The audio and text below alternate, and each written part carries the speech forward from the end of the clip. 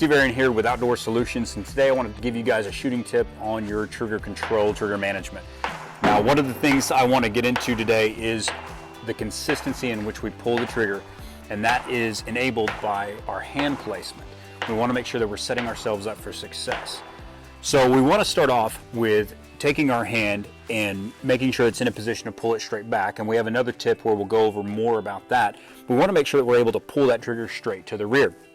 So triggers pivot like this. We want to make sure that we're gripping the bottom of the trigger more than we are at the top. And that'll give us the most leverage on that trigger and allow us to pull it more consistent straight backwards. All right, so what we want to do is we want to take our finger here, put it in the trigger guard, and we want to make sure that we're set up to press this straight back. I don't want to be pulling up at an angle like I talked about. I want to be pulling this straight to the rear. So I may have to move my hand to allow me to do that.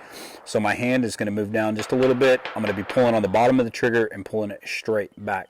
The other thing we want to do is when we press that our trigger straight back, at no point do we want to jump off of the trigger. Now, if you've been shooting handguns in the past or belt feds or anything like that, you may be used to jumping off the trigger as soon as you're done shooting. In other words, your finger almost trampolining off of it. Sometimes that'll lead into some issues with grouping and things like that. It'll translate into actually before the gun goes off. So we want to make sure that we're not doing that.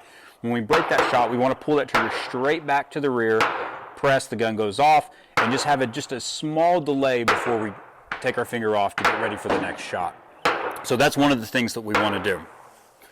The other thing I want to do is I want to make sure that I don't have too much finger in or too little finger in. Now, the size of your hand may dictate where you have to grip the gun to be able to get the right amount of trigger trigger finger in the trigger guard itself, but the principle remains the same. We want to be able to put our pad of our finger there, and what we want to do is effectively pull it straight back, apply pressure, boom, the gun goes off. A lot of times I use the analogy of if you had a pencil in your hand and you're trying to push that pencil straight down.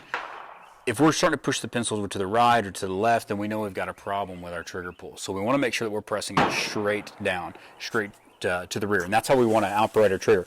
We start to apply pressure, we press until the gun goes off. Thanks for tuning in to Outdoor Solutions, and from Field to Table, stay tuned for more tips, and we will be bringing those to you shortly.